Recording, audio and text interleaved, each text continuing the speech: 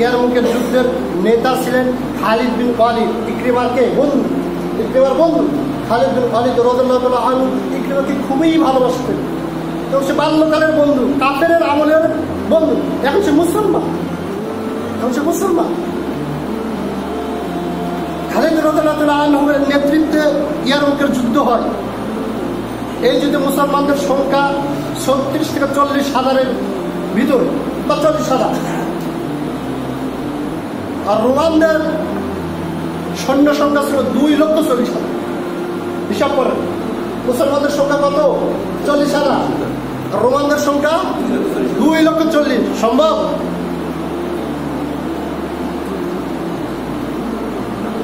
কতটুকু ইমান থাকলে যুদ্ধে উপস্থিত হলে হবে? কতটুকু ইমান? ২,৪০,০০০ পথে মাত্র ৪০,০০০। যুদ্ধ সংগঠিত হয়ে গেল। ইকরিমা রাদিয়াল্লাহু তাআলা আনহু তিনি এমন প্রখরভাবে যুদ্ধ করতেছেন,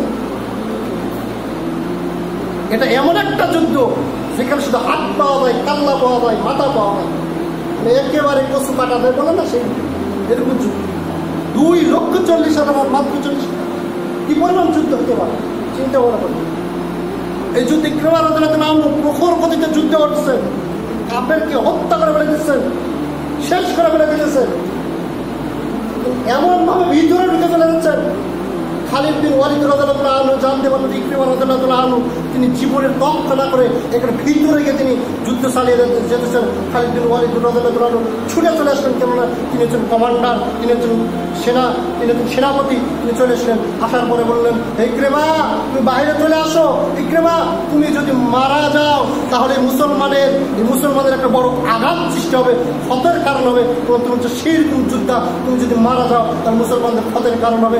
ইকরিমা রাদিয়াল্লাহু তাআলা আনহু তখন বলেছিলেন, যে বাক্য উল্লেখ করেছিলেন, তিনি বলেছিলেন, হে কালেব তুমি রাসূলের যুগ পেয়েছো, রাসূলের সাথে যুদ্ধ করেছো।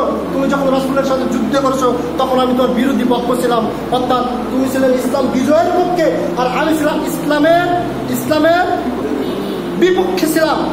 তুমি রাসূলের সাথে যুদ্ধ করেছো, আমি রাসূলের বিরুদ্ধে যুদ্ধ করেছি। তুমি সেই সাহাবী আর আমি সেই সাহাবী নয়, আমি রাসূলের সাথে যুদ্ধ করতে পারবো। আমি সারা জীবন রাসূলের বিরোধিতাই করে গিয়েছি। সে যে একটাও যুদ্ধ পায়নি রাসূলের সাথে সাল্লাল্লাহু আলাইহি ওয়াসাল্লাম এর সাথে যুদ্ধ করবে, কোনো যুদ্ধই পাইনি, তুমি তো পেয়েছো।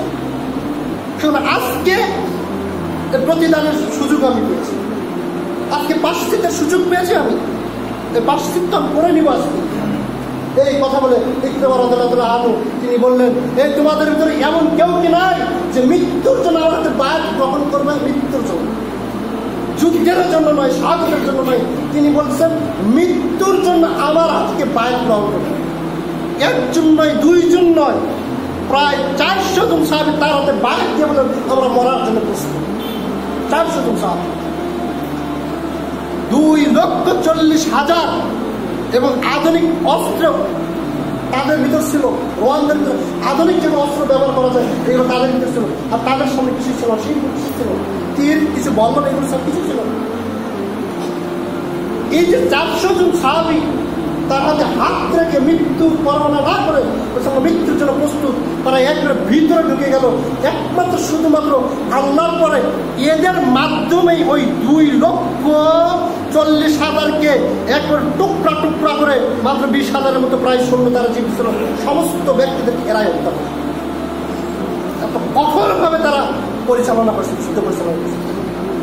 অথবা এই মুহূর্তে সমস্ত যুদ্ধ যখন শেষ হয়ে গেল, তারা যখন জয়লাভ করলো, এমন মুহূর্তে তিনজন ব্যক্তি রক্তাক্ত অবস্থায় ক্ষত বিক্ষত অবস্থায় মৃত্যু যায় অবস্থায় পড়ে রয়েছে। কয়জন ব্যক্তি? ৩জন ব্যক্তি।